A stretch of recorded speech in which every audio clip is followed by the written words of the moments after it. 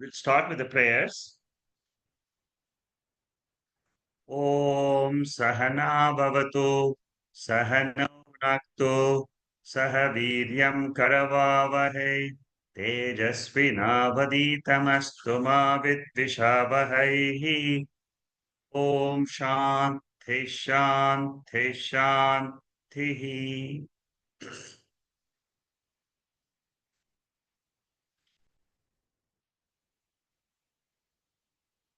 Today is the second talk on Tatwa Bodha. Before we proceed, I'll just give you a brief summary of what we discussed last week for about 5 minutes, and then we'll continue from where we stopped. The human goals, as described in Kathopanishad, consist of dharma, which means doing duty, artha means earning money, wealth, kama means seeking entertainment in life, and the last one is called as moksha.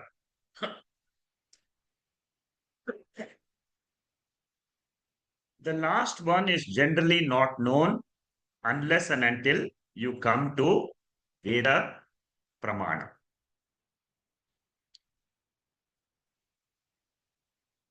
Throughout our life, we are forced to do our duty. Our duty starts from our family, then society. It's a very, very common development of a human being. This is understood by all. The second is artha. This is also very clearly known by all. We go to study in schools and colleges to earn good money in life for a good living. And during the course of our life, there are several things, beautiful things in the universe, which we would all like, we have desire to see, enjoy. Veda never talks about these three goals as not valid. It says these three goals are valid. What Veda wants us to see is this the end of our life? Are these three goals the only thing which we should have in our life?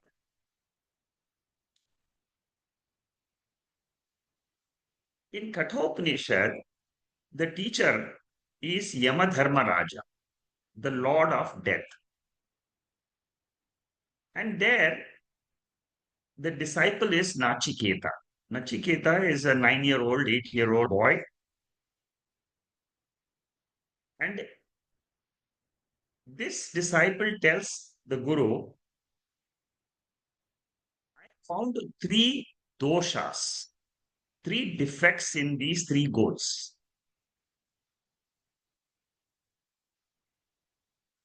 The first description of the defect in the three goals, dharma, artha, kama, is bandhakatva. Bandhakatva means they put me in bondage.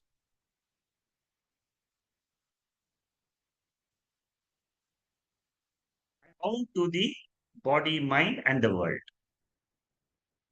The second defect is dukkha mishritatva.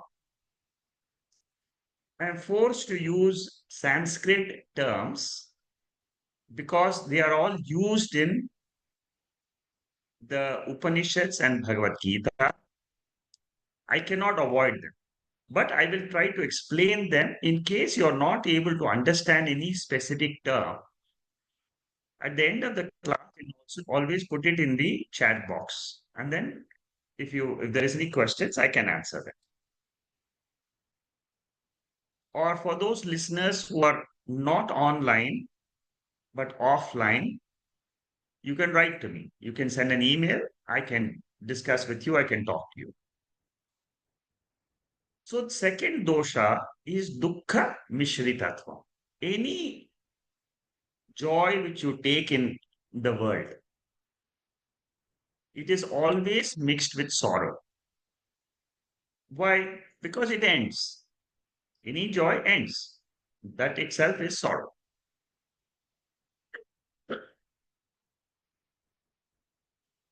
So, bandhakatvam, dukkham mishritatva, atripti karatva. Third dosha. Atripti karatva means whatever joy I can get in this world, I am never satisfied fully. There is always something plus I want. I have done a graduation, I want post graduation. Done post graduation, I want a doctorate. I've earned $1 million, I want $10 million. I bought one house, I want another summer house. I have one child, I want a second child. So it goes on and on and on. That means what? There is no contentment in our life. So three doshas.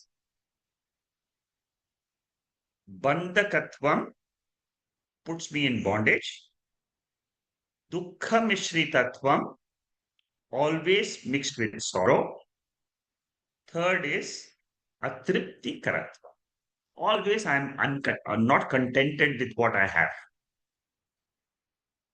So these three goals, dharma, artha, and kama, because they have these three defects, Nachiketa, the student, rejects these three goals.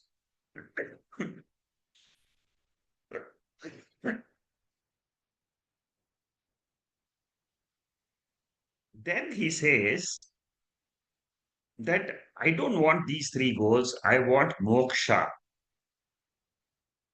Moksha means freedom from sorrow, freedom from limitations in life. What is the fundamental limitation we all have? The fundamental limitation, which is common to all of us, whether you are in America, whether you are in Africa, you are in Japan, or whether you are anywhere in the world, the fundamental limitation for all of us is our life is not eternal. It comes to an end. And this is a limitation because I always feel that I'm a limited person in this world. So, in order to get rid of this limitation, is called as moksha, freedom from limitation of life. Simple. I'm giving you a very simple definition so that because most of you are beginners, I don't want to complicate you with many terms and terminologies and giving more and more details on this. When you do the Upanishads, you will get a lot of this information. So we have the fourth goal called moksha.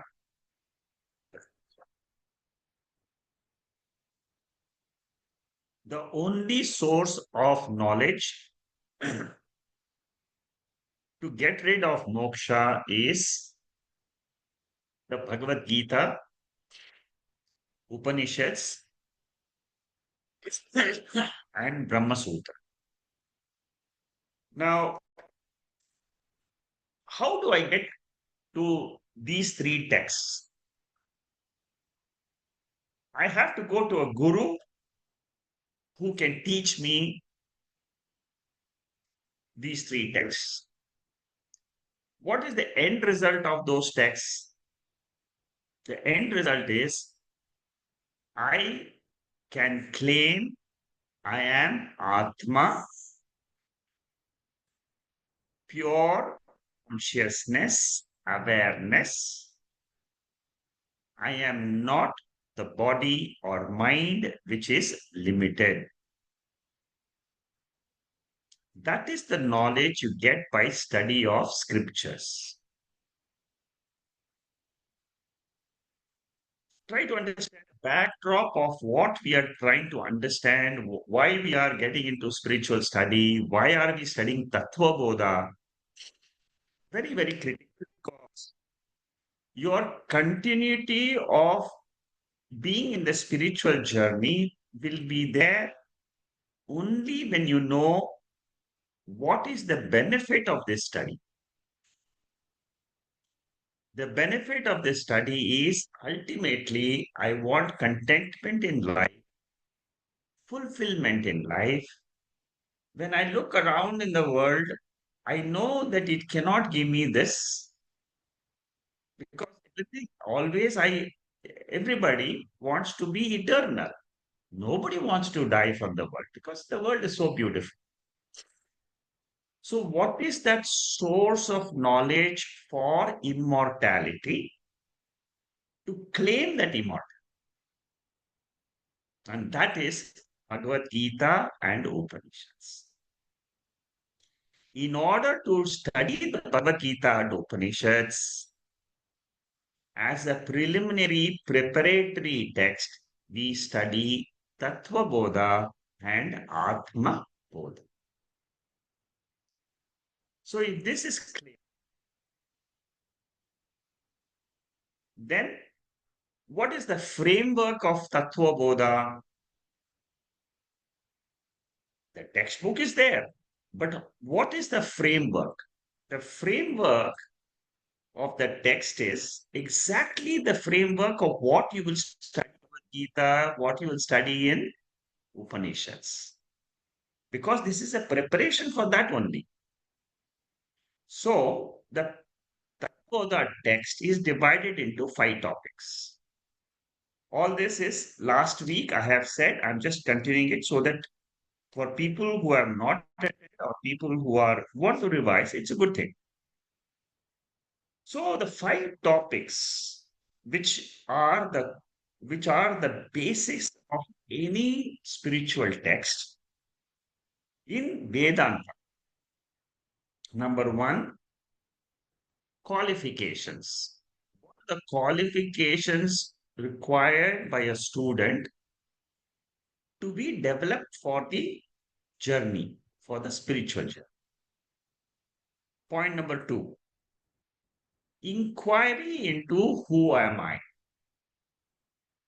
That is called as Vyashti, individual inquiry. Who am I in this world?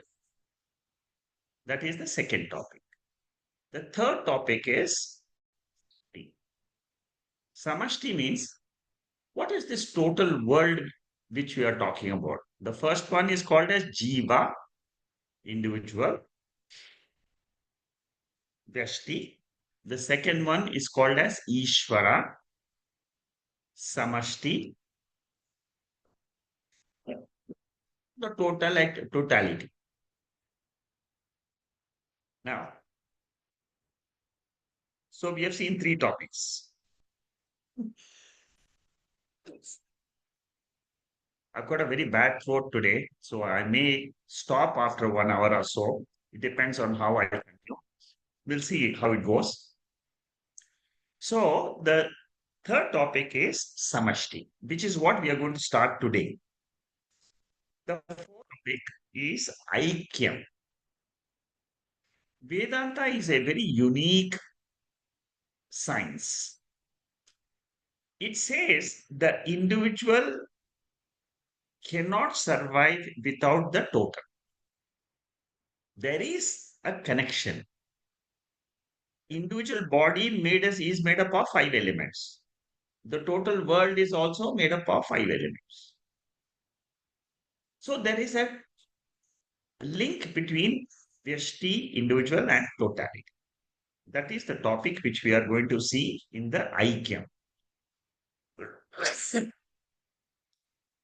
The last topic is what is the benefit of knowing this Aikya? There is oneness between the totality and individual. Suppose I get to know what is that self, what is that awareness principle which links the individual to the total. There is something common, which the Upanishad and which the text will reveal. So, by knowing that oneness in the world, I will get the benefit of moksha. See, now you can see the big picture. From the goals, you come down to the five topics. From the five topics, by studying these five topics, I can get moksha. Okay. Last week, I have covered the Vyashti and the the Vyashti, and the second topic was first topic was the four qualifications, and the second topic was the individual. So probably I think we stopped here with this Vyashti Vichara, topic number 2. So Tatva Viveka Kaha. What is this knowledge about the self? Tattva means atma. What is this microcosm, which is the individual, Vyashti? So this Vyashti, the individual, what is his nature? Normally we say body is the nature. Body, the five element is my nature. But what the Vedanta says body is not your real nature. It is a nature which is incidental. But you have a nature which is permanent. We will not know this unless you come to study the scriptures. That is why the study of Tattvabodha becomes extremely important. So,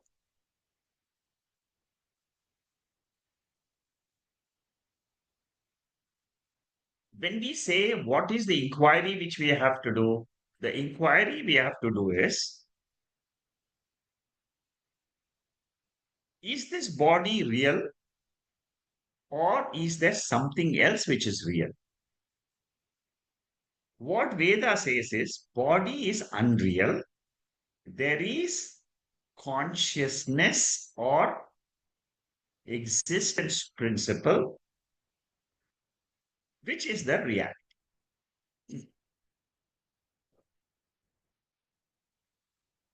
And that in Vedanta is called as Sat Chit Ananda. I will explain all this to you later on, but this is just a summary of what we study. So every individual is a mixture of two, the visible gross body and the invisible subtle body. Electricity is invisible. Fan is visible. So fan is gross. The electricity is subtle. The viveka means what? Discrimination between visible and invisible, visible anatma and invisible atma. That is what we are going to study in Tattvabodha. What is the meaning of atma? Atma means non-material. It is spiritual content in the body and in the universe. This atma is what is the common between me and the totality. What about anatma? Anatma basically consists of three bodies and five koshas. Koshas means coverings. So this is what I will be inquiring. Shariratrayam means gross body, subtle body, and causal body. Kosha means coverings.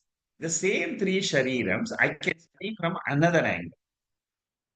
The outermost angle is Annamaya Kosha. The second layer is called as Pranamaya Kosha, the physiological functions like our breathing, circulation, digestion, excretion. All this is physiological functions. This is the second layer in our personality. The third layer is emotions. See, we are not only made up of bones and blood and circulation of this. We are also having a mind which has got emotions.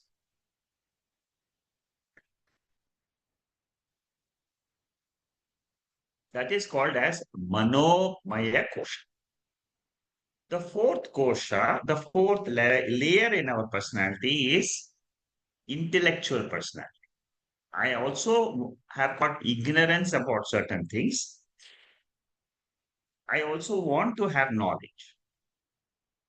So this personality is called as a rational personality. It always wants to be a rational, thinking individual. Then Anandamaya Kosha, the last layer, is something which is totally invisible. It's a hidden personality. We all find happiness, joy in this world. That happiness is called as Anandamaya Kosha.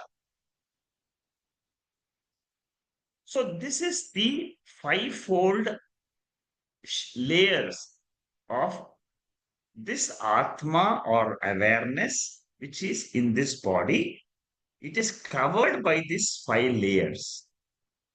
Slowly, I have to remove all these five layers and then discover the non-material spiritual atma.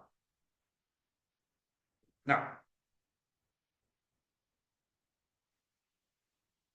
the material body we all know, made up of five elements. But the nature of this atma is something unique. And it is generally said there are five aspects to atma. Atma is not a part of the body. These are all conclusions from the study of Upanishads. It is not the property of the body, it is not the product of the body or mind. That means it is an independent principle not related to the body. But it makes the body alive, like electricity. You can compare electricity to Atma, but the only thing is, electricity is not sentient, it doesn't know. Electricity is still material, it is inert.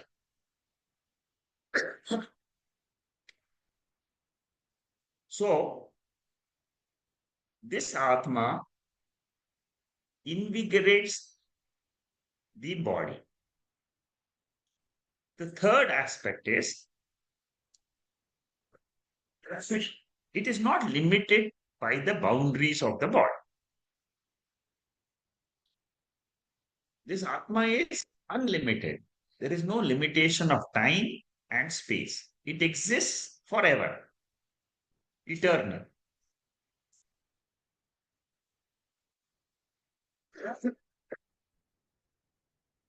The fourth aspect is because it is eternal principle, when the body falls, this Atma survives.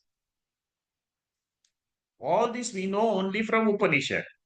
Nobody can see that Atma. Nobody can say that I saw that Atma was existing before. Now also after the body has died, it is existing. Nobody can say that. Only when you come to the Veda, it will teach you there is something called as Atma. The whole spiritual journey is to understand the nature of this Atma. First of all, to understand this Atma, all the Upanishads, Bhagavad Gita, they are trying to make an effort to the human intellect to look at himself and see whether there is something called as awareness or atma. When you study the Tatwa Bodha itself, you'll be convinced. I'm quite sure. You don't, I mean, by the time you go to Atma Bodha, it is a different level of teaching.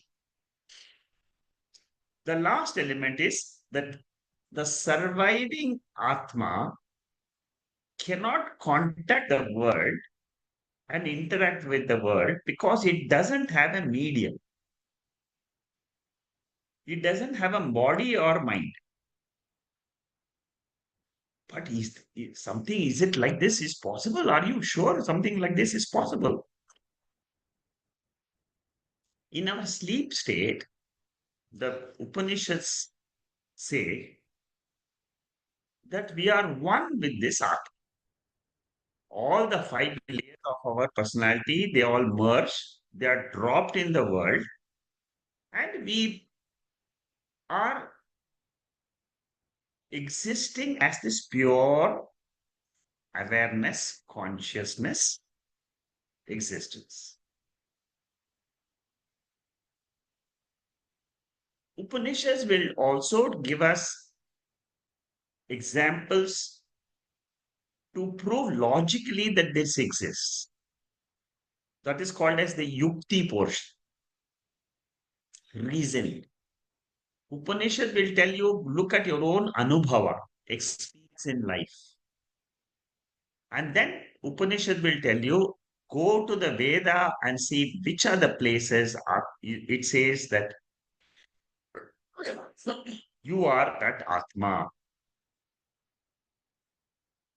So, like electricity can have different expressions in sound, in a radio, mechanical movement in a fan,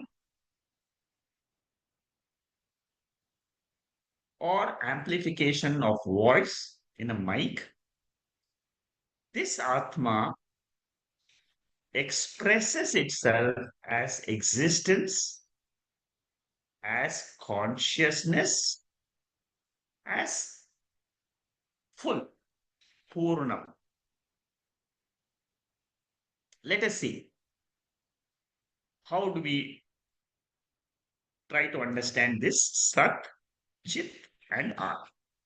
Sat, Chit, and Anand.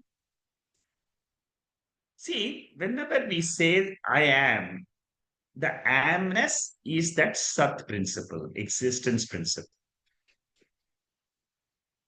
We say the world is, fan is, mobile is, laptop is, mountain is. That is common to the whole world. World is. Veda says world is separate, isness is separate. See, this is the abstract nature of our study. You need to develop a subtle mind to understand Veda. It will come. Not everybody starts with this subtle mind. The gross mind slowly becomes subtle. As you study Veda more and more, you will find that you are able to appreciate it better. So the world is having existence, which is called as Sat.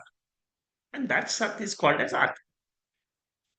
The world also has got consciousness, awareness.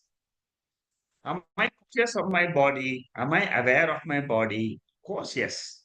Every day I wake up, I see my body. Every day I wake up, I see the world.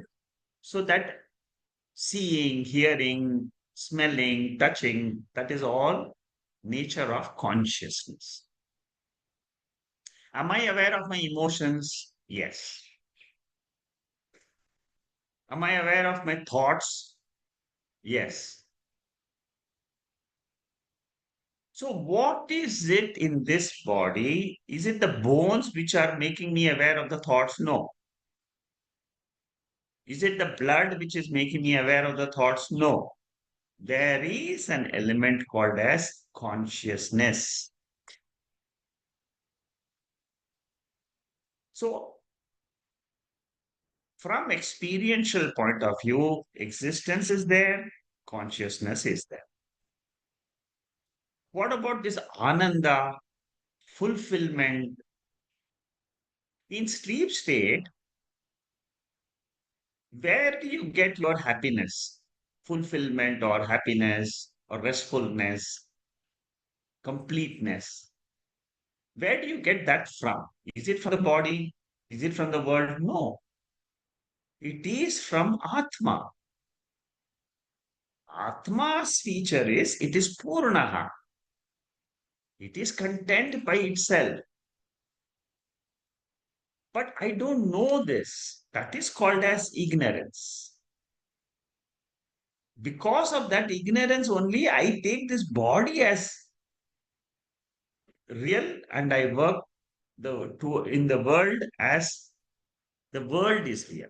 But knowing Atma as real is the study of Upanishads. So these three words are technical words, but all of us can become aware of these three right now in our study itself. So the aim of all the seekers is to drop the material body and mind, because body and mind both are made up of five elements. What you need to do is drop the five element body and then hold on to this atma. And because atma is eternal, what you will do is by holding on to atma and say, Atma, I am, you will be claiming that I am that immortal art. Okay, so this is entirely called as Vyashti Vichara, the second topic. We did cover this last week. I thought let me revise a little bit because it's important. And this is the subject matter of all the Upanishads. See, uh, it's very important, these 2, 3 sessions of Tattvabodha, which is a summary of Tatwa Bodha, very important to understand because this is the summary of Upanishads. Okay. The third topic is Samashti Vichara. I have done microcosm, individual, the body. What are the five layers within me? What are the gross body, subtle body, causal body? Causal body is what we are in our sleep state. Subtle body is mind and intellect. Gross body is our physical body. So Samashti Vichara consists of analysis of this entire cosmos. And then the Upanishads and Tattvabodha will say that there is a link between the individual and the total that we will do in the fourth topic.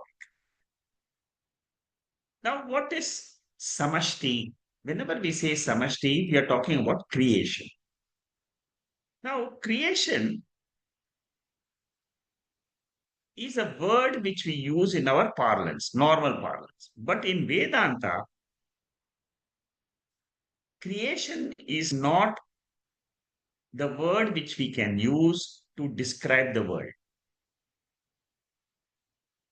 I mean, as you learn further, go further and further, you will understand world is not created, but it is manifest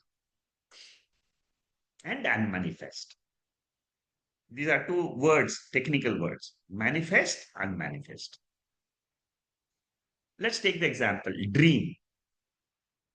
Is dream created every day or dream is manifesting and unmanifesting? Dream manifests in our dream time. In the waking time, there is no dream. It is already unmanifest. So, but tonight's dream, where is it? It is there.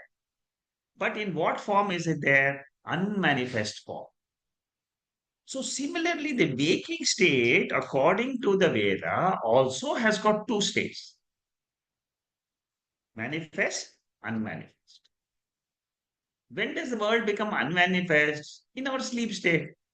This world becomes unmanifest in our sleep state. I don't see this world. I don't see any of my relations. I don't see my bank balance in the sleep state. I don't see the Mount Everest. I don't see the, the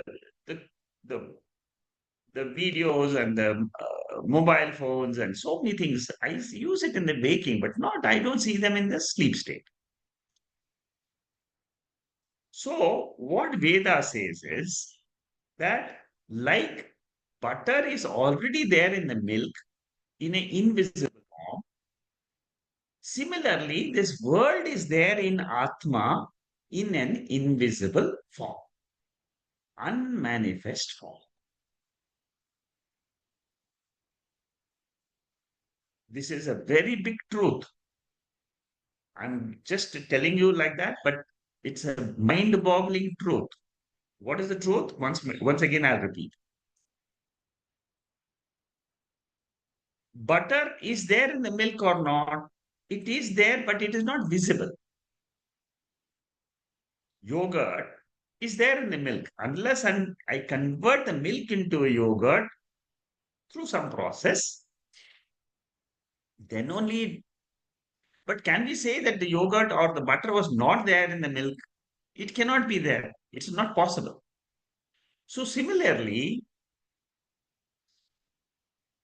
what Veda says is the world exists all the time in unmanifest condition, and from there it becomes manifest. What about Atma? Is it manifest or unmanifest? Atma, when it is associated with the world, it is manifest Atma. When Atma is not in association with the world, it is unmanifest Atma. It is, I'm putting in a very crude way so that you understand. Atma, if you want to understand, the way you should understand is that when I see the world, there is Atma. So Atma plus the world is the manifest condition of the world. But in the sleep state, what happens? This world, I'm not talking about any other world. I'm talking about this gross world which we are seeing.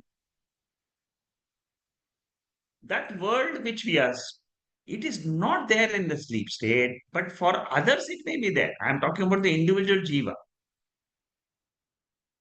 So Veda says there is no creation, but only manifestation and unmanifestation.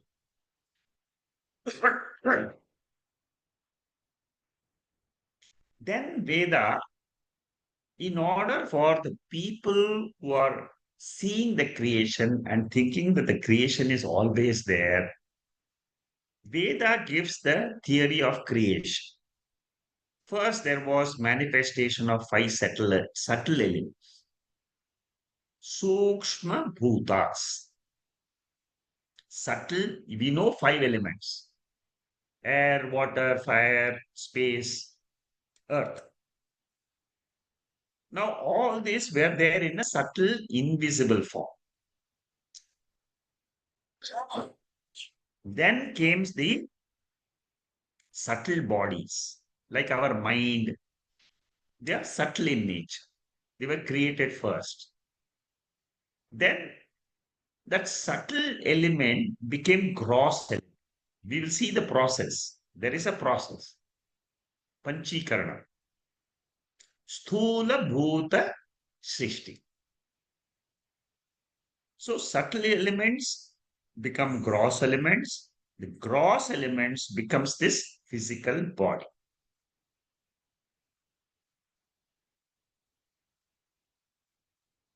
Not only this body, but the entire world.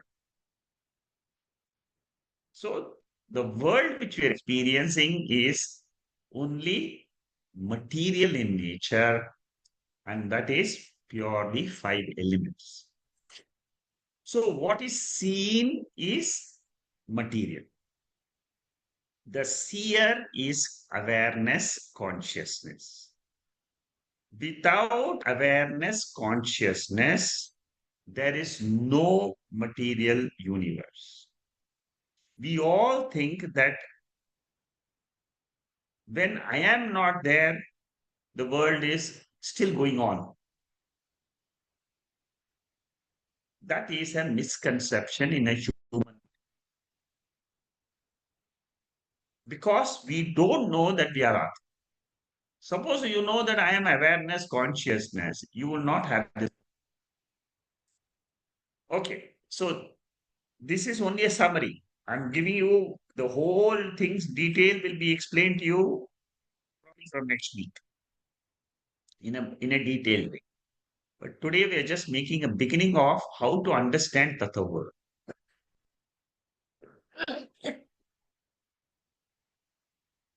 The fourth topic is Aikya Vichara. Aikya means oneness. This topic is the most important topic not only in Tatwa Bodha, but also in the study of Bhagavad Gita and Upanishads. What is this Aikyam?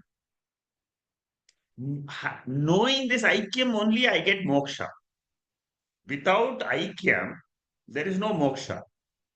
Suppose you say, I have studied Vyashti, individual, very well.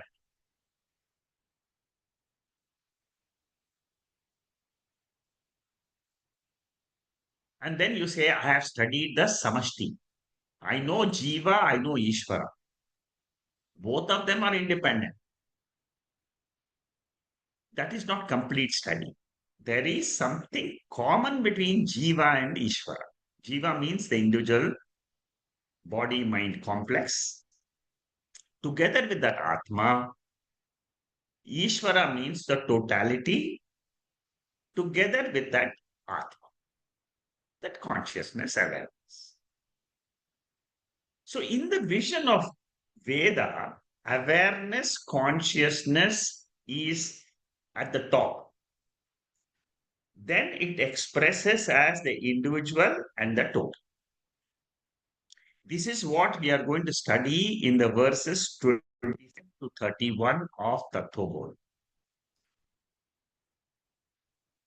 And 33 to 34 tells me whatever is the common element between the two, the individual and the total, which is awareness, consciousness. Once I have, my mind is able to understand that common element, eka atma. There is one pure awareness which is common to both.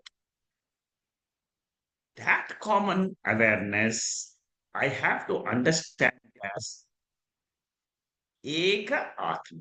One atma expressing as the three bodies, one atma expressing as the three worlds, prapancha trayam and sharira trayam.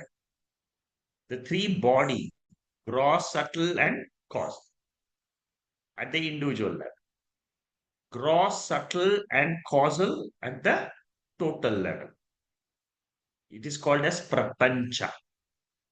So there is a common. How do I understand this commonness?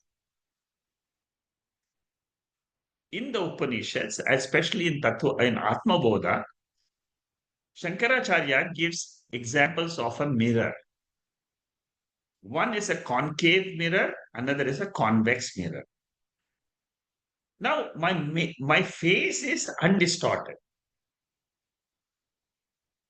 That is what is called as Satchit Ananda, undistorted consciousness, which is what I am in my sleep state. But when I wake up in the morning, I see this body and I think I am this body. When I wake up in my dream state, I think I am the dream body. The waking body can be compared to the concave mirror. The dream body can be compared to a convex mirror. Both these mirror images of mine are not true. It is not my real face. My real face is awareness, consciousness, which is without any distortion. Avakram. Avakram means without any crookedness of the body, waking body, or the dream body. There is one uniform consciousness, unbroken consciousness, awareness, eternal consciousness, which is my real nature. I have to discover that as my real self. I have to drop this physical body and own up the self which Upanishads tells me is my real nature. So the jiva atma is nothing but distortion number one. Paramatma means the totality is distortion number two. Paramatma has got superior attributes. His body is the entire jagat, entire world. My body is this 1 6 feet small body, inferior attributes, limited power. Ishvara is unlimited power. But what is common to both these superior and inferior attributes? There is something common. That is what is called as atma, awareness. That awareness doesn't have a causal body. It has got no punyam, papam. There is no merit and demerit. For atma, individual has got merit and demerit, punya, papa. So whenever you remove the two mirrors, mirror is nothing but our mind. You remove the mirror, ask yourself, who am I? Without the mind and without the mind, the body doesn't exist. As soon as you wake up, mind becomes aware. You become aware of the mind first. So Upanishad says that pure nature of yours, without the two distortions, has to be claimed as your ultimate nature. The process of claiming is called as Aikya Vichara. Aikya means oneness. How do you see this oneness? I see the oneness when I drop the superior attributes, drop the inferior attributes, and then I can say that very easily there is something common, and that common is what I experience in my sleep state. As you study the Upanishads and Bhagavad Gita, all these aspects we are discussing in these five topics will become very clear.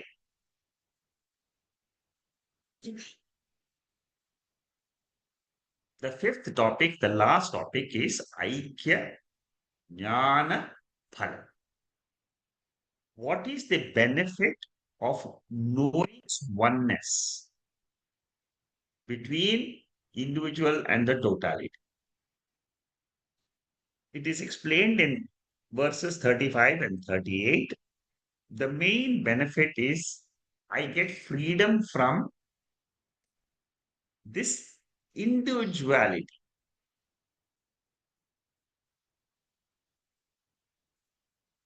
Body will still continue, but I will not be identified that with the body as me. That is the difference. This is a slow internal transformation which happens in our buddhi, in our intellect. It is a very silent transformation. As you study the scripture, your mind and intellect will slowly start seeking the self. The quest will become higher and it will keep on. The intensity of this quest will increase. You will say, I must study at least 2 hours a day. I must study this subject matter so well so that whether others think whether I am got the benefit or not, I know I have the benefit. That's the beauty of this study. Now, when I get this knowledge of the self, Upanishads, they say there is freedom from inquiry itself because my journey is complete. Jnana nivritti. Jnana nivritti means originally I had lot of questions in my mind. All those questions have evaporated because of knowledge. The benefit is jignasa nivritti. The second benefit is vidya ananda prapti. The knowledge of this atma itself gives me happiness because it is so pure. You see, atma is without this world. What causes sorrow for all of us? It is the world only. But suppose I discover myself without the world, I am still there. That is what is called as Vidya Ananda Prapti. Knowledge born happiness. Karpanya Nivritti. These are all the benefits of the study. That feeling of limitation will go away. The fourth benefit is Bhaya Nivritti. Bhaya means fear.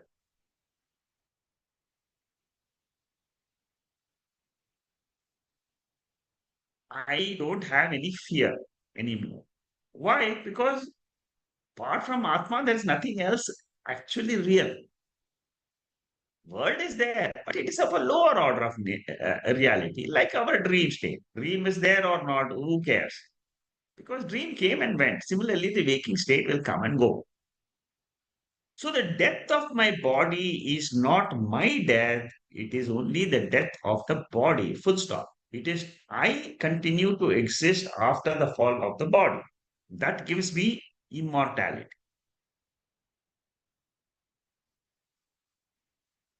So the instrument is dead. The phone is dead. Doesn't mean the speaker behind the phone is dead. The speaker continues. Speaker means here consciousness. This attainment of immortality and freedom from fear is called as Jivan Mukti.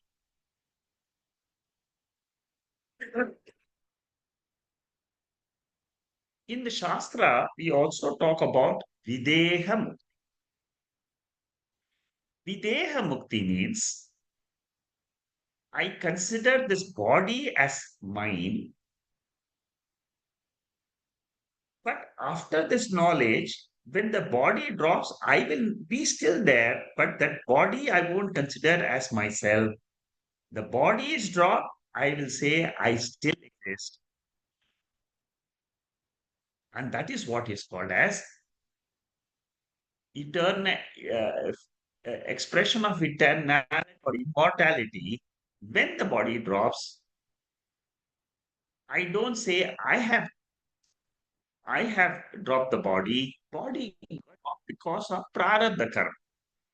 Body was alive because of some karma, some punyam, papam, some merit, dismerit, something it had to do in the world, and then it dropped. That's all. So, to solve the dream problems, what do I have to do? Wake up. On waking up, I get the knowledge what I am not the dream. Similarly,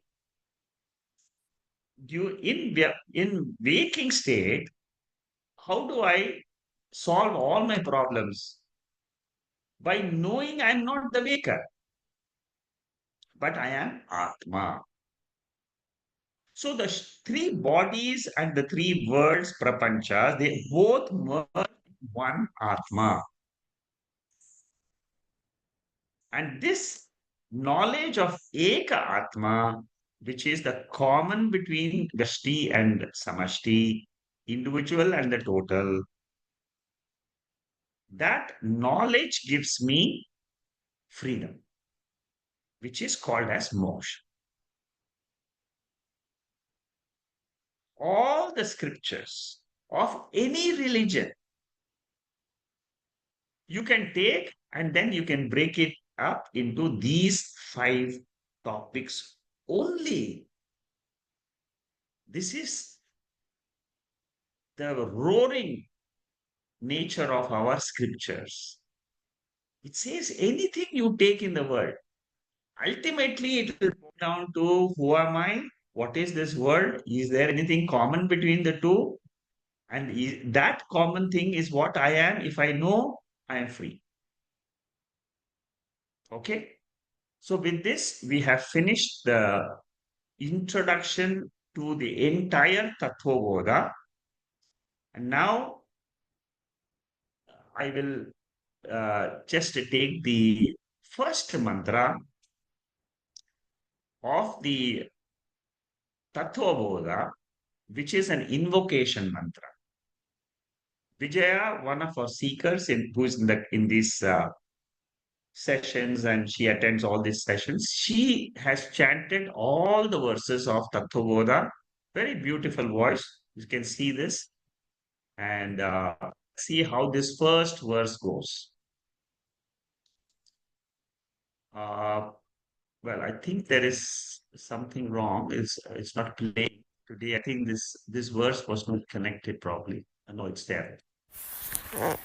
वासुदेवेन्द्रयोगीन्द्रम् वासुदेवेन्द्रयोगीन्द्रम् नत्वा ज्ञानप्रदं गुरुम् नत्वा ज्ञानप्रदं गुरुम् मुमुक्षूणामिथार्थाय मुमुक्षूणां हितार्थाय तत्त्वबोधोऽभिधीयते तत्त्वबोधोऽभिधीयते. So Shankaracharya invokes his guru, Vasudeva Yogendram. What is the nature of that guru? He is the bestower of knowledge to me. Shankaracharya says, I got this knowledge of from my guru. So he says, I am writing this book called Tatwa Bodha for the benefit of seekers who are interested in moksha, liberation from sorrow, from limitations. Hitarthaya means purpose. What is the purpose of writing this book called Tatva Bodha? Mumukshuna, for the seeker of moksha. And what is the moksha? What will you get out of this moksha? I have described to you in the last section.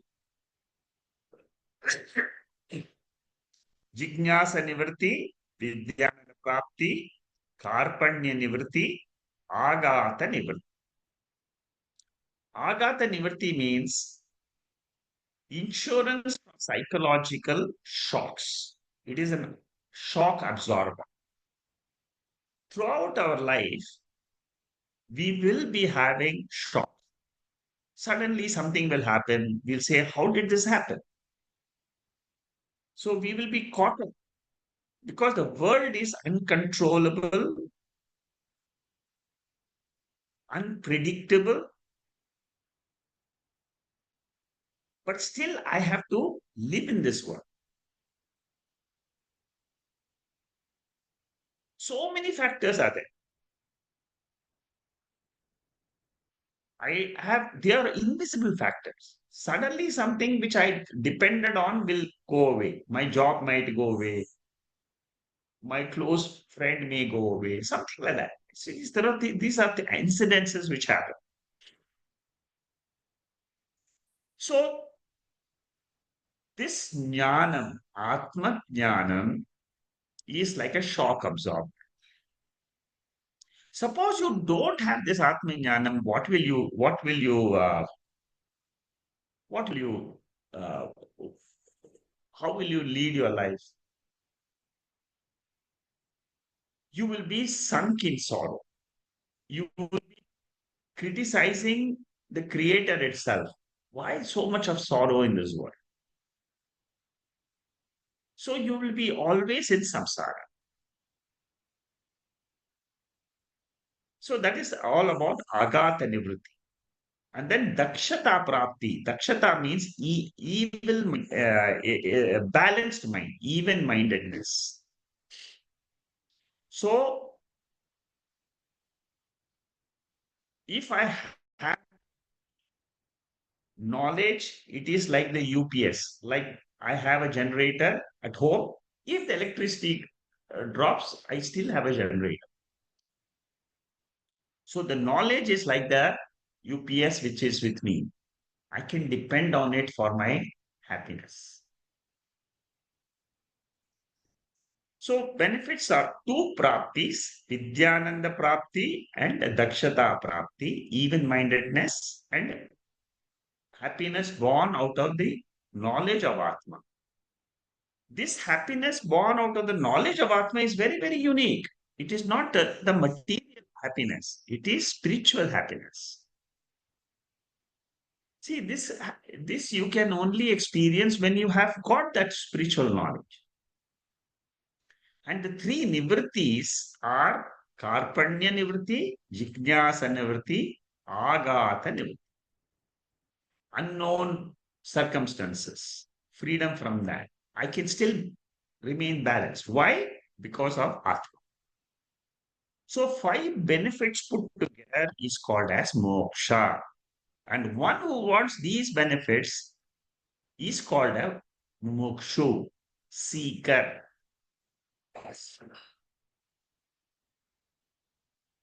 Okay. Now we are entering into the proper text called Tatva Bodha. Now we will be doing verse by verse. There are totally 38 verses. 38 verses are broken up into those five topics. But when I do this, I will straight away go verse by verse, so that you get a full idea of the text. The first verse, साधनचतुष्टयसम्पन्ना साधनचतुष्टयसम्पन्ना अधिकारिणाम् अधिकारिणाम् मोक्षसाधनभूतम् मोक्षसाधनभूतम् तत्त्वविवेकप्रकारम् तत्त्वविवेकप्रकारम् वक्ष्यामः वक्ष्यामः Adhikarinam. Adhikari means a student who is qualified. Who is a student who is qualified? The one who knows that there is something in the world which is real. The world cannot be like this. Every day it's a changing world. You know, I am experiencing a changing world. Changing is unreal. So for those students who are adhikaris, what are the eligible factors? What are the conditions of eligibility to study this text? Sadhana chatushtaya sampanna adhikari. Sadhana chatushtayam. What are the four disciplines? 4 qualifications required to enter this text and know the. Suppose there is a person who is not qualified. Suppose you want to go to IIT or Harvard, you must pass certain qualification tests, TOEFL, GMAT, some IIT entrance exam, and so on, or medical sciences. You have to pass an entrance test. Similarly, to pass this entrance test, what are the qualifications? What is this test? That I'm going to describe first.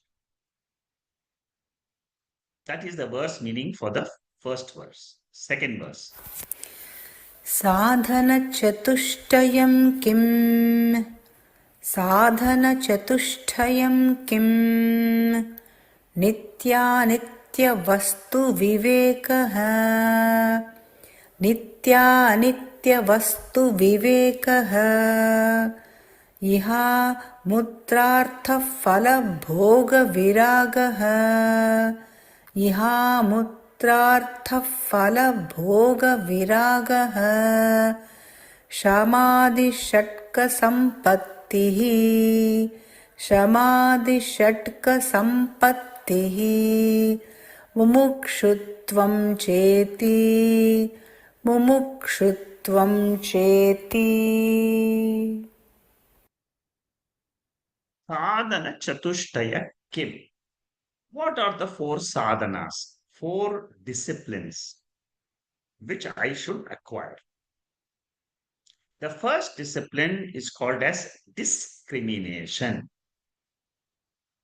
What is the discrimination? Between what and what? Nitya, anitya, vastu, vivekaha. What is nityaha? What is eternal? Atma is eternal. There is something in the world which is never changing. Eternal means what? It is never changing. Is my body eternal? No. Is my mind eternal? No. There is Atma, which is eternal. There is awareness, which is eternal, which was there before the body.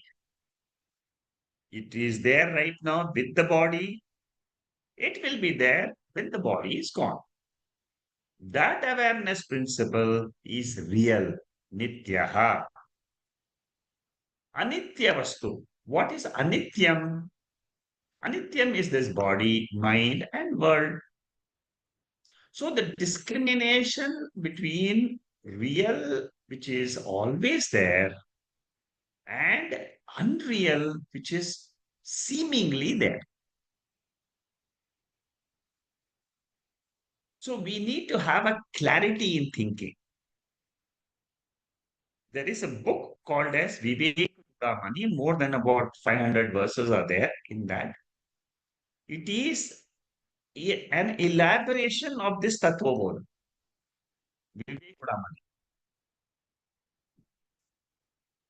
And it gives you more details on these aspects of what is Viveka, what is Vairagya, and so on. Here it is not caste or gender, nationality discrimination. Here it is discrimination in a positive way. Positive way means what? It is discernment. Discernment is discernment between what is always there and what is seemingly there. Let us take again and again. I'm taking the sleep example because when you take the sleep example, a lot of Vedantic knowledge becomes clear. Because the waking state itself, the Upanishad says is unreal. Whole waking state. Don't say my only body must be real. No.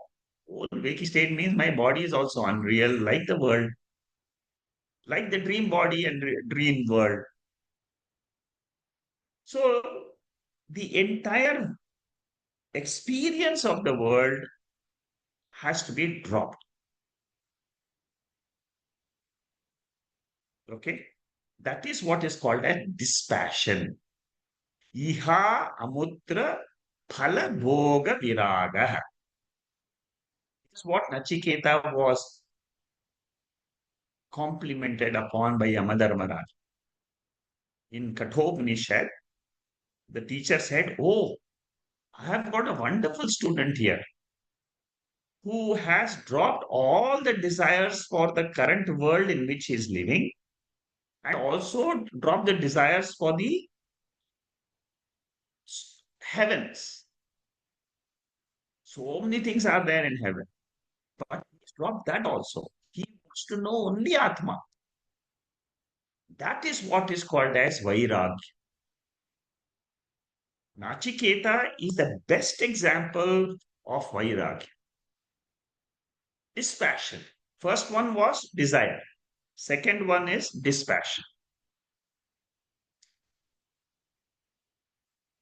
Dispassion means drop addictions, sense slavery, emotional hooks. See, all of us have this. I'm not saying that we can drop it 100%. We can try to drop it as much as we can. We are all attached to so many things in the world. But what Veda says is slowly, mentally drop. Physically, you can keep everything. Mental renunciation is what Veda recommends in today's world. You don't have to become a sannyasi to have atma jnana. Bhagavad Gita will teach you that. So any slavery causes tensions. If I'm attached to something, if I'm attached to my wealth, about attached to job, attached to family, attached to all my possessions, it causes tension in my mind. There is no emotional relaxation.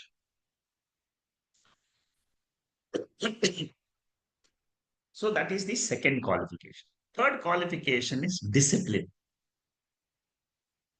I'm talking about 4 Ds. First is desire, discrimination, discipline, and then desire, the last one. In discipline, there are sixfold wealth.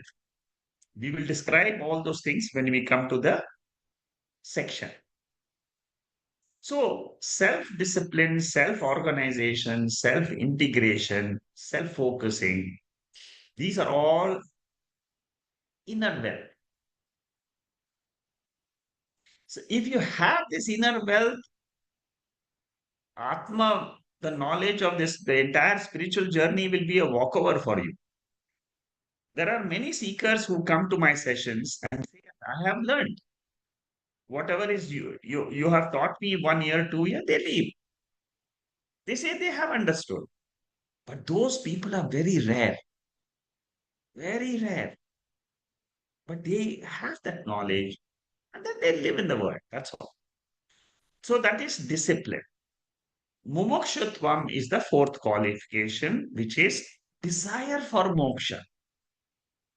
Suppose you have discipline, you have got uh, discrimination, and you have got uh, the vairagyam. You have all those three. Now, suppose you don't have desire for that freedom, then you will not seek Atma. You have to seek that freedom. Then only when you know, when you reach that goal, you will realize that, oh my God, this is exactly what I was seeking. I am a completely limitless person, individuality. I'm, I am pure consciousness, awareness. That is the only thing which is not limited in time, limited in space. So if I have this desire for the 5 benefits which I said, dakshata, prapti, all those five, three, two. If I have that desire to get rid of sorrow in life, to get rid of limitations, then I become a qualified person. What are the four Ds now? Very simple, isn't it? Discrimination, dispassion, and desire. Viveka, clarity in thinking. What I should seek, what I should drop. What is dispassion? Freedom from obsession, slavery to material objects in creation. Sense pleasures can be in this world or world after the death of this body. Those are all fantasies. They are not really there. Human being is obsessed with all this. Phalam, the result of your effort. When I put effort today, I will get definitely a result. Disciplines are required at two levels, mind level, body level. The mumukshutvam desire is the last discipline which is required, is the last qualification which is required. So the four Ds of the qualifications are discrimination, discipline, dispassion, and desire.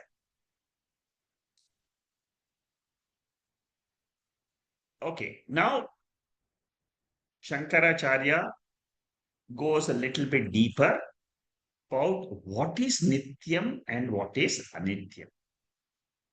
I will try to see if just introduce this topic.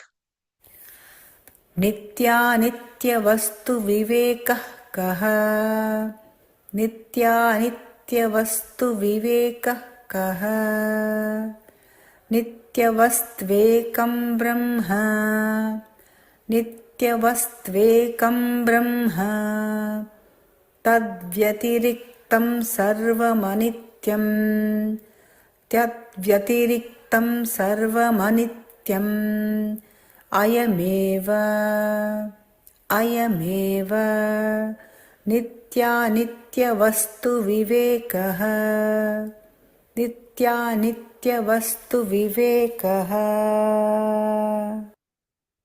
Kaha vivekaha. What is this discrimination you're talking about? Is there anything permanent in the world? Even the sun and the stars, they collapse. They are impermanent. The earth itself gets swallowed by water. Water gets swallowed by fire. Fire gets swallowed by air. Air gets swallowed by space. If that is the nature of the world, is there anything permanent? Upanishad introduces something called as permanent. It is called as Brahman. It is called as Atma. Brahma means infinite in size, superlatively big. Whenever you talk about limitation, it is two types of limitation, time wise and space wise. Now, body is here, it is not there. I can't be there and here at the same time.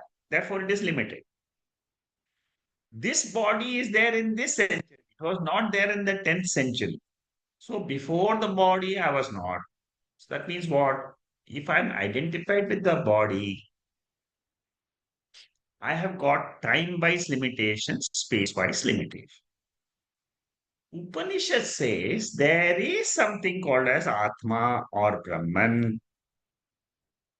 In religion, we call it God. In philosophy, we call it Brahman. That is what is Nitya. Nitya means it is permanently there. Whenever I wake up, it's there. World is there. That Atma is there. So world plus Atma, Atma is Nitya, world is Anitya.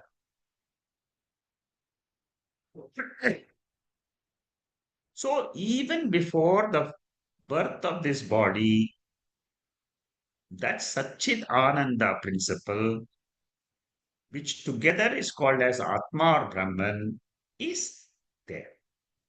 The same Atma will continue even when the body is not there. For example, in sleep state, this body goes to unmanifest condition. So, what is continuously there then? There is an Atma which is always there. That Atma is what Upanishad is revealing. Anantam. Anantam means it is limitless. Everything in this world ultimately rises from this Brahman, rests in this Brahman, resolves into Brahman.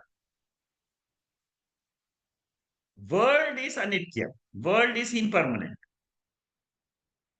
Upanishad gives you the introduction to something which is permanent. This understanding is called as Vivek. Okay, so this see how step by step Shankaracharya is a teacher. Tremendous structuring. If you go to his commentaries, which we study on Sundays, Mandukya Upanishad, Bhashya, very, very structured. For one verse, you get 200 pages of notes, and very structured. Okay. Uh, what I will do is I will take this fourth verse and then I will stop. विरागः कः विरागः कः इह स्वर्गभोगेषु इह स्वर्गभोगेषु इच्छाराहित्यम् इच्छाराहित्यम्. So the desire, ichha the dropping the desire to have pleasures in this world is called as vairagya. It can be pleasures of this world, it can be pleasures of other worlds. Sensory pleasures can be dharmic or adharmic, immoral or moral. Moral ones, you don't have to drop it 100%. You can live with it if it is moral. But immoral ones, Upanishad drop. But there also, your prarabdha might push you for some of these activities. You should be aware that it is my prarabdha acting, it is not me. Okay, bhoga can be here, now, in the present body, or it can be in the life after death. I should not be attached to both of them. I should have dispassion for both. Why? Because they are limited. They are samsara. Anything which is limited in this world is called as samsara. So, freedom from good and bad addictions is the ultimate freedom. So, we develop vairagyam or dispassion. It doesn't come automatically when you study Atmabodha or Tattvabodha. Gradually. You see, this is the way the student Shankaracharya is only giving you the milestones. Each one of us has to put our own milestone when we are in the spiritual journey. So, freedom from any addiction is called as vairagyam. Ichha rahityam. Ichha rahityam means dropping the desires for enjoying the pleasures in this world and in the other world. So, next week we will start the fifth verse. Shamada Shatka Sampatti.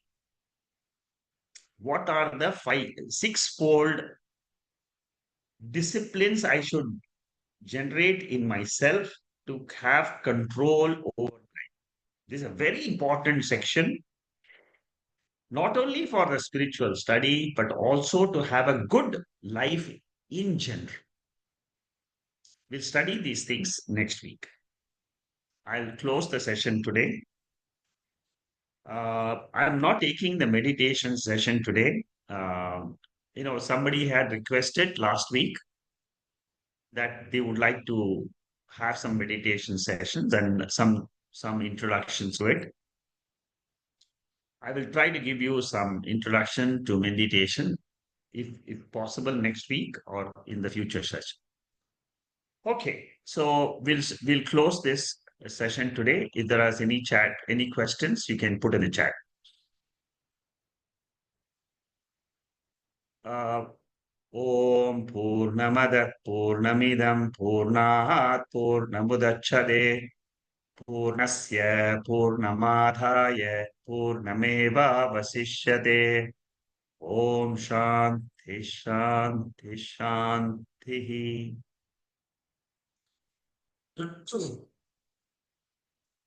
Okay. Any questions from your side? If there are any questions, just you can type it in the chat box, or you can just raise your hand and you can ask. Shanmugam is unmuting everybody so that you can raise questions. Don't be you can ask any type of questions. There's no problem because this is a beginner's class.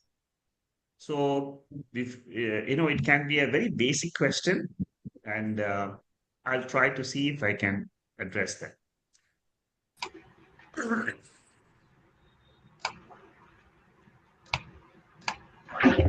Yeah, Ramchandra, go ahead. Yeah, Namaste, Shekharji. So, yeah, what I understand is we have to start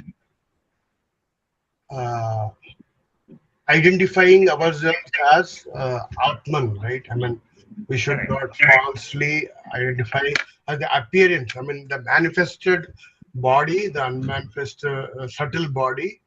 So, not so we have to start thinking. I mean, affirming that we are the Atman alone. So there is no difference between this Atman and the Paramashiva or the Brahman or whatever we name it. So am I correct in this? Okay, good.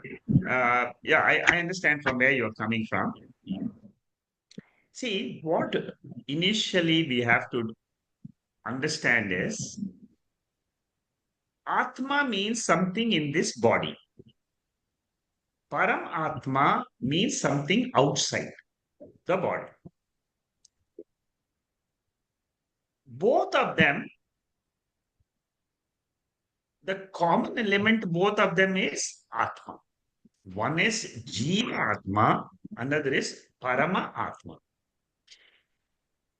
As you study the scriptures, you will find that I can understand the attributes of the Jiva Atma are not the real attributes. That means what? I am the pure awareness. That's all. If you can know and if you can keep repeating this again and again in your life, initially it will be, what is this awareness which Upanishads or which Shankaracharya wants to teach me? Initially it will not be easy. You will say, what is this? I am not able to understand. But as you study,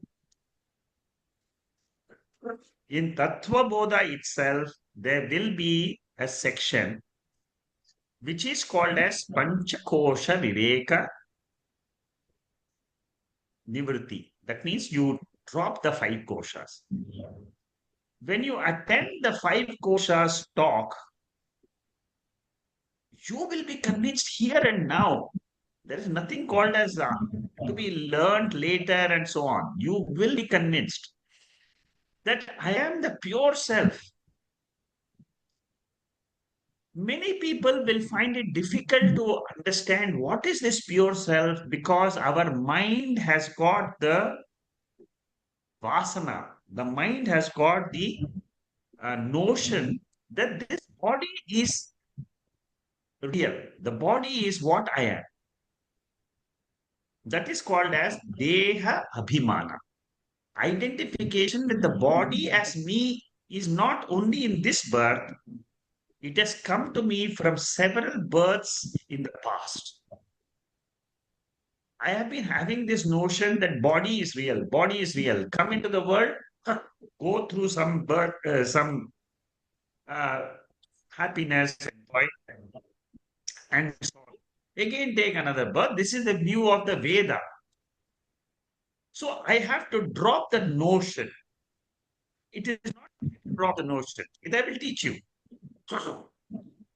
So your question is there a commonness between that jiva and paramatma, the shivaha, whatever you may call it? Yes, there is something common. That is, atma, the awareness is common. Jiva exists. Jiva exists means what? Existence of existence is common between everything in the world. The mic exists, the floor exists, the earth exists, the Panchabhutas exist. And then am I aware of them or not? Yes, I'm aware of all whatever is being experienced by me. So what Veda wants to do is segregate the body, mind, and the world as anatma, not atma. And then it says you focus on atma. For example, looking at the gold as a chain or a ring. If your focus is on the ring and the bangle and the chain, you will be focusing on the anatma part. Suppose you focus everything is gold only. If you have gold awareness, that is called as moksha. Similarly, you live in the world, go through all your experiences. You say to yourself, oh, all these experiences are coming and going, coming and going. But what is common, what is not going and coming is this awareness. Awareness has never come and then never gone. That is why they say that even in the sleep state, awareness is there, but the body is not there. Body may be lying down asleep, but body is unmanifest condition in our sleep. For you, for people in America, the world may be there, but what is the question you're asking in Tattvabodha? Who am I? The answer to that question is I am awareness. I am consciousness. I am pure spirit in my real nature. Have I answered your question, Ramcharan? Yeah, namaste, Sekhaji. Thank you. Thank you. Yes. Okay, Shanta, go ahead. Namaste, Shekharji. I was just trying to understand when we say, I mean, we're looking at these 4 qualifications, right? The 4 Ds: discrimination, dispassion, desire, and discipline. But when you actually look at the 4 goals, that is artha, kama, moksha, and artha, kama, dharma, artha, kama, and moksha, I find that suppose artha, kama is dominant in your life, there is very little possibility that you're going to even reach these 4Ds. I mean, I don't know whether it will, but I find I'm just asking this question actually. Would it be important for a person to have more, I mean, dharma is more dominant in his life? that will lead to this? Yeah. Him See, desire? the growth of a jiva is Mm, from artha and kama, mm, he will slowly go towards dharma. mm, From a life focused on only making money and enjoying, which is what all the charvakas do. They say that there is nothing beyond body. So let me earn as much money as I can. Let me enjoy the world. That is what is the whole life about. There is nothing beyond this body itself. That is charvaka. That means these people who are nastikas, who don't have any belief in Veda. If you are if you are focused on only money and entertainment, you will never come to moksha. The path is you will be swallowed in these two goals itself. That is why very, very few people they develop discrimination or viveka and say, there is no use amassing wealth if it is not dharmic. That is why dharma comes in. So slowly people from a dharmic life, they come to dharmic life. So the growth of an individual is from artha and kama, they move towards dharma first. and then, When yeah. a person has lived a dharmic life, Mm, he or she realizes that even this is not really giving me any fulfillment in life. I have done so much of annadana, but I'm mm, still empty inside. mm. Okay, you get punya, but that will give you only a better quality birth. Svargaloka, yeah, yeah. So the fulfillment again is not there. Mm, Oh, that is why Veda is very clear. You want fulfillment in life. There is only one thing which will give you fulfillment, and that is moksha. mm, And how do you get moksha? By the study of scriptures. mm, By the study of scriptures, what do you get? You get knowledge of immortal atma. mm, And when you have the knowledge of immortal atma, then what happens to you? Then you start saying, I am that immortal atma. I am not this body. When that mm, starts happening to you, your life completely transforms. mm, It transforms into it starts blossoming into completely new areas in which it has never been. The mind undergoes tremendous transformation with the knowledge of art. mm. Tremendous transformation. Yeah, The it the was path is you what you're saying is absolutely right. If somebody is steeped in only wealth creation artha and and entertainment, he kama, will yeah. not come to moksha. Mm, So the step is become dharmic, do your duty, continue doing your duty in life, and then automatically moksha will be in your footsteps. This is a dharmic student, automatically will find that he will start coming moving towards Bhagavad forward. Gita. Yeah. So, when I did the Tatva Bodha first time, and whereas I listen, what I felt was maybe, people start with probably karma. They just want to enjoy. And to enjoy, they need money. So they come to, artha. Earn money. And as they start earning money, to earn money, you have to have this sadhana chatustam, because you have to have the viveka of where to invest, how to earn money. You Yeah, have to have the dispassion that, people who have got emotion and all, they will not be able to make money. I mean, the business people, they are yeah. really hard-throat business people, right? There has to be a discipline and there has to be a desire to earn money. So if you look at it, these sadhana chatustam are also needed to earn money. But then, so from kama you come to artha, from artha you go to dharma, and then you go to moksha. Possible. Your Is it? understanding I is mean, clear. this is my It's yes. logical thinking, See, because some people have got immense wealth in them born with a silver spoon. Mm. So those people will will will not require artha at all. Yes. So they will just go to karma They or one will go side to dharma. karma, One and then they will say that that's the end of their life. No? Yes, true. Okay. Thank you. Thank Okay, you, thank Shanta. you. Thank you. Yeah, I think there's Hanuman. Go ahead. Namaste. Yeah, namaste.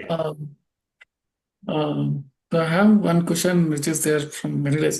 Like, see, we see that here that yeah, we are the creators. Earlier, God has created us, and whatever the births we are taking, it is from the previous karmas what we have done. This janma has come into picture. But God only has created initially, like there are some 84, some count is there, like all the species, and from Species, there, yeah. this is the human birth is the one. Correct. In human birth, initially, whatever the creation from that small piece, from that small shape to this human birth, right? For that initial species also to be taken birth, there should be some karma, right? That karma, how it has been come, and the God only has created these all these species to until this human birth. So how it is linked?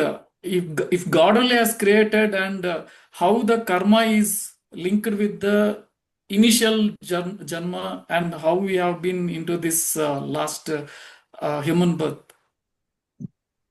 Okay, good. A good question, Hanuman.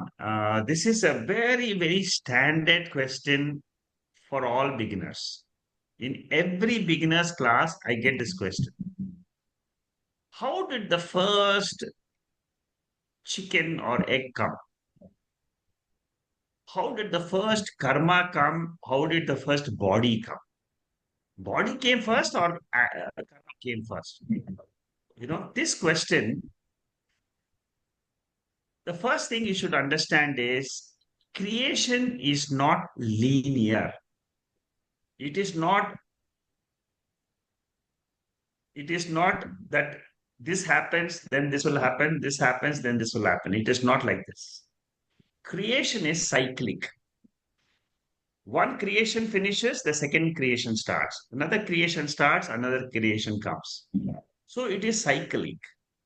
In a circle, you can never say which is the starting point and which is the ending point. Correct. So the answer to your question is this karma in this Srishti is over. But then you have done karmas in the previous Srishti. Srishti is cyclic. The world is coming and going, coming and going, coming and going. It is a continuous cycle. So the jiva who is identified with the body, he is anadi. Anadi means he is beginningless. But the jiva who is identified with the atma has got an end. He says, this body is not me, I am the atma. So to answer your question, the direct answer to your question is it is a cyclic theory. Karma, did the karma come first or the body come first? Body come first, then the karma comes. Karma comes again, the body. Because of karma, only body comes. Because of your causal body, which is the punya papa karma of the previous. I will be taking a very big class on this karma theory. At the end of Tattvabodha, there is one slide which is in my notes, you will find it. It is to explain the law of karma. So now, have you understood the question answered? Yeah, it's like a cycle. It is a circle. There is Of no the first karma. birth and no first karma. And It is a continuous cycle. cycle. Thank you. Okay. Yeah. Manikandan has put this, identifying this common element is done by mind. So even though we know mind, we need to keep this mind to understand the common element. Such mind which identifies common element is same as atma. Correct. See, initially we say that this atma has to be visualized as the common element, which is done by the mind. You're right. See, now let me explain the question to others. What did I tell you? There is a common element between the individual and the total, between individual body and the total universe. There is something common. And that common thing is what? Consciousness, awareness. That consciousness, awareness is eternal. That is what the Upanishads wants to teach you, that you are that consciousness. You are unnecessarily thinking, I am the body which was born. Drop. It is a misconception in your intellect that you are born. Birth and death is only a misconception in an intellect. But physically, I can see a birth of a baby and a death, but that is you are seeing it with ignorance. Suppose you come to this Tattvabodha and say, Tattvabodha, what does it teach you? It teaches you that body is not real, but consciousness is real. This will take time for your intellect to pick up this truth. It's like saying sunrise, I'm seeing every day, but sunrise is not really the truth. Sun rises, sun never sets. It is the earth which is going around the sun. I do all my activities, and I also say tomorrow morning sunrise was very nice. I saw it. It's all for activity sake, worldly sake. It's okay. Now his question is, mind is required to keep knowing that atma is the common element in this world. Between me and the world, there is atma. Mind, is it required for claiming this or for being this atma? To claim atma, mind is required. To be atma, mind is not required.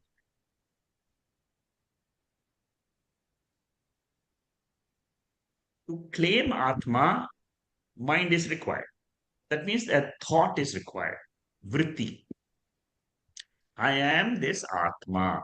That is why I'm going to start this meditation sessions. Whoever is interested, you can join. Or maybe after 2 or 3 weeks. So this mind is required to know, to understand, to know the existence of this atma. You need your mind. You have to apply your mind. Your buddhi has to be applied. Such a mind which identifies with this common element is the same as atma. Yes, it becomes the same as atma because it is atma is only appearing as this mind. Atma appears as the mind, atma appears as the body, atma appears as the entire world. So Manikandan, you are absolutely right. Atma appears as the mind, and slowly when this thought becomes more ingrained in you, automatically your mind will get dropped and be in consciousness.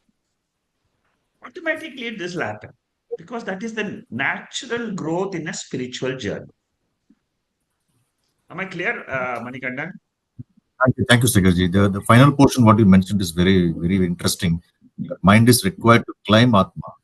To be Atma, mind is not required. It means like it's a self-revealing or Swapragasa Atma. Means Correct. for being, is this correct? Thank you. Thank you. It's very interesting to know this clear means clarity between the climbing Atma and being Atma. Thank you very much. Yes. Because Atma is Swaprakasha. As long as you don't see the light, you think that I need the help of a torchlight. So long as you don't see this rope, you will say, I have to show the torchlight. But once you've seen that the rope snake is not there, it is only rope. Once you know Atma is the only thing which exists, in Atma only the world comes. In Atma only world exists and it goes away. World, waking state goes away means what? The whole world is gone. When the world is gone, where is your mind? Nothing is there. Atma alone is there. Good. Thank you, sir. Shala is saying, Tattvabodha means who am I? Is it? Tattva means Atma. Bodha means knowledge. Tatwa Bodha means knowledge of Atma. Okay, is it clear? Tatva Bodha. Tattva means Atma. Bodha means knowledge. Tatva Bodha means knowledge of Atma.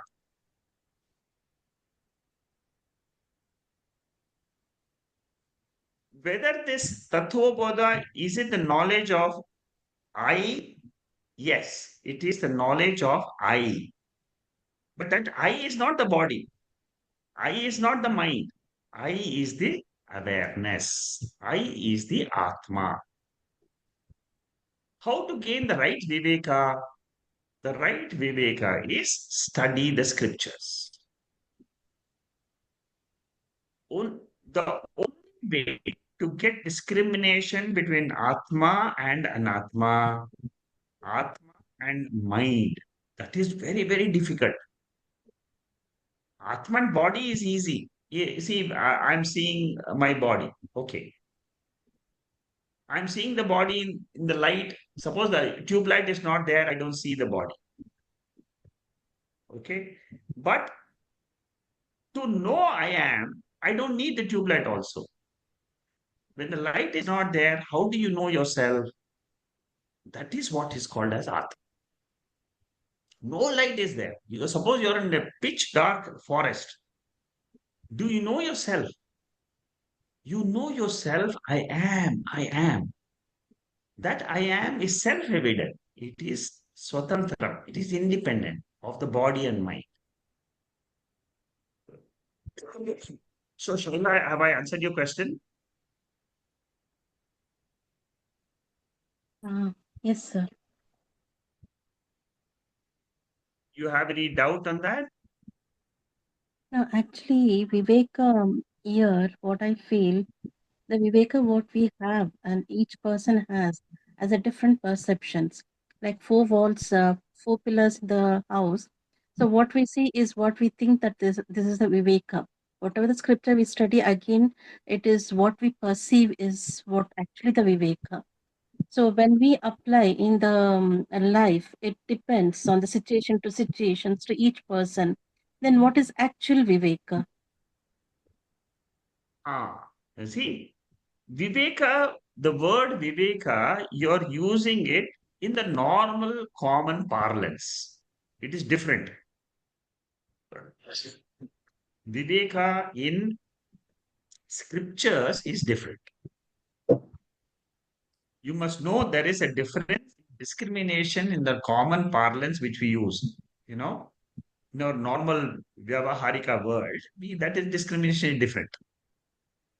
Discrimination talked about in the scriptures is discrimination between real and unreal. Anyway, this topic we'll be taking it in depth, so I think we will wait for that time. Okay. Subodh Gaud is saying use the terms subtle mind, gross mind, and also said we can understand Veda by subtle mind. Yes. What is the difference between these two terminologies? Okay, good. See, gross mind means a mind which is preoccupied. Mind which is preoccupied is a gross mind. All the time thinking of 1, 2, 3, 4, 5, 6. There is no spare time for the mind to stop thinking. Thinking of the family, thinking of the possessions, thinking of the office, thinking of everything which is connected with I, and the whole world. This is our normal life. I'm not talking about it. See, that is why I said gross mind cannot know atma. Subtle mind will know atma. What is a subtle mind? If you know what the gross mind is, you see, gross mind is our mind. Normally, all our mind is gross mind. Morning to evening, we are continuously thinking of one, two, three, four. We feel that by thinking only we are very active in life. What Veda says is don't think too much about external world. Let your mind slow down. When the mind, the quantity of thoughts, the quality of your thoughts, they undergo a change, then only you can have a transformation in the direction of thoughts. So a subtle mind is a mind which has got the knowledge of the scriptures. How to make the gross mind to subtle mind is by studying Bhagavad Gita, Upanishads. When you study this, automatically your mind will, the number of thoughts, they say there are 72,000 thoughts per day for all of us. 72,000. If it can come down to by 5% or 10% also, you'll find a great benefit. So if the gross mind means which is always extroverted, this question is beautifully answered in a Upanishad called Tatva Upanishad, where the student asks the same question. How do I make my mind from gross extrovertedness to subtle introvertedness? Subtle mind is a mind which can withdraw from the world.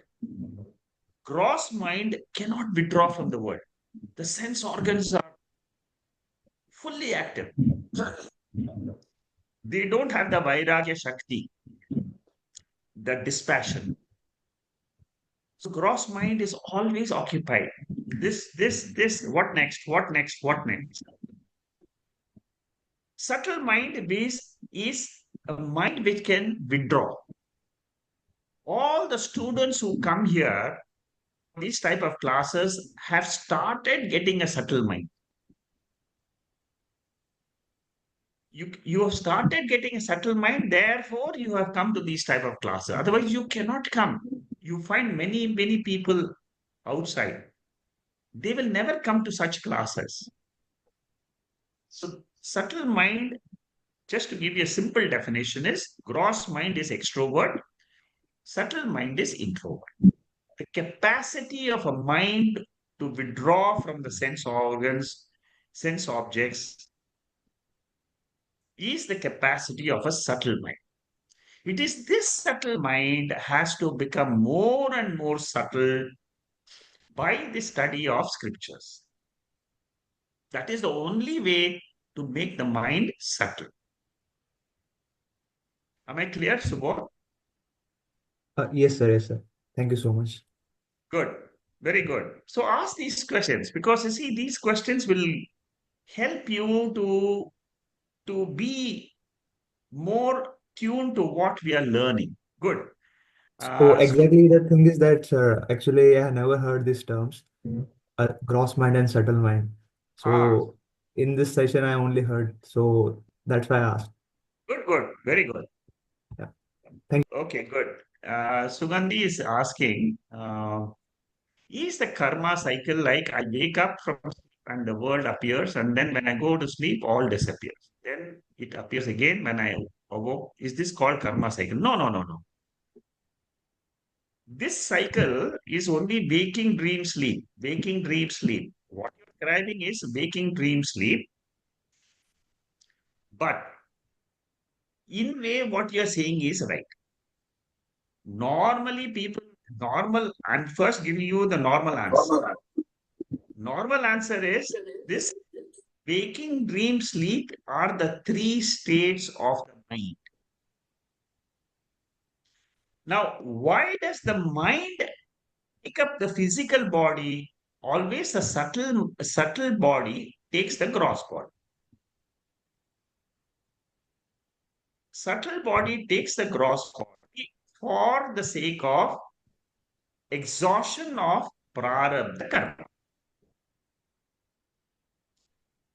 So when you look at it from that angle, that for the exhaustion of karma and karma phalam, you have these three states. Waking, sleep. In the waking state, you enjoy certain things. Again, you do punya karmas. Again, you get some extra punyam or some papam, and then the balance of it is what will decide your next birth. So, to explain our experiences in life, we use the law of karma. To come out of this cycle is the job of the scriptures. The scriptures will have the role to take you out of this cycle of waking, dream, sleep, and then ask the question, who am I who is undergoing these three experiences? Is it the ahamkara I, or is it the atma I in which these three states are coming and going? So, when you study the scriptures, the answer given by the scriptures is you are not at all this body and the three experiences. You are the light of consciousness, awareness, in which this body is appearing and disappearing.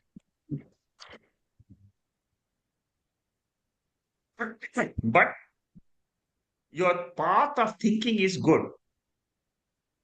Appearing, disappearing body is nothing but manifestation of a body, unmanifestation of a body. Both these are happening in the awareness. In awareness, there is manifestation of the world, manifestation of the body. In awareness only, there is unmanifested. A sleep state is happening in consciousness. Waking state is happening in consciousness. Dream state is happening in consciousness. Consciousness never has an end. It never has a beginning. It is never born. It is ajaha. It is unborn. Holding on to that unborn consciousness, which doesn't have a gender. Atma doesn't have male or female. Atma is pure. It's pure awareness in which there is nothing in it except itself. Good. So, have I answered? You have any other further questions on this?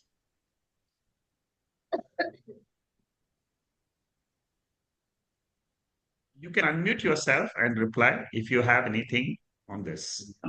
Nikhilji, Bolo, Bhawai.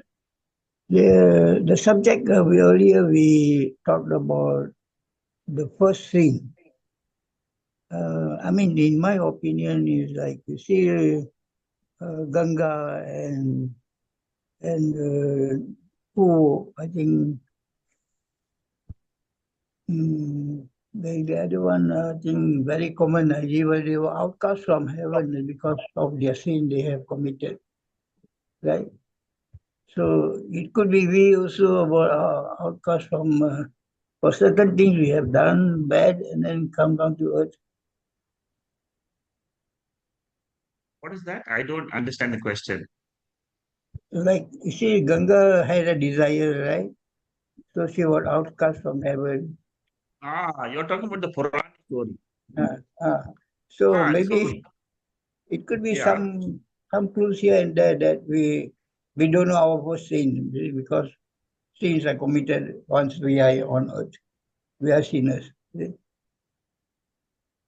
Yeah, see, what we should understand is this punyam and papam is always with the body. Always with the body. Now, Puranic stories are meant to convey to you that Ganga came down, and these stories are meant to tell you that the world is nothing but it is unreal. It is an unreal world What is real is this Atma. Puranic stories, you should only look at it as a story. Don't take too much knowledge from them. You will go in circles.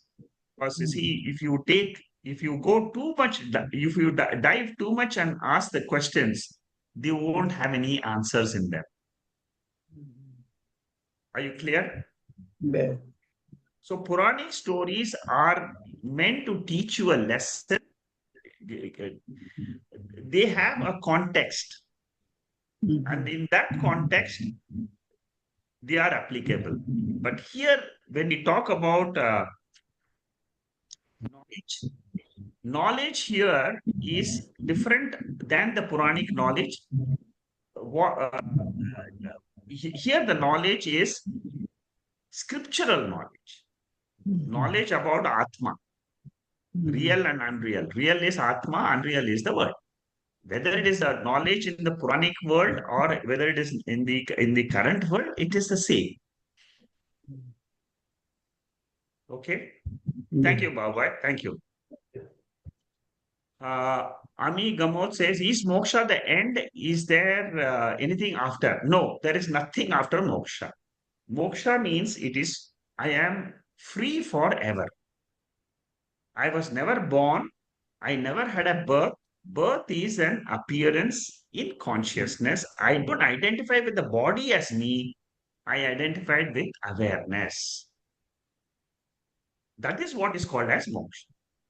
As long as you have the identification with the body as I, it is not called moksha, it is called as bandha. Bandha means you are bound to your body, you are bound to your karma. Okay, good. Thank you. Anything else? If there are no questions, we'll continue next week. Thank you. Namaste. Namaste. Namaste. Thank you. Namaste, Shekharji. Take care. Get well soon now, Yeah. Shekharji. Get well soon. Thank you. Thank you, sir. Thank you. Namaste, Shekharji. Get well soon. Thank you. Thank you. Thank you.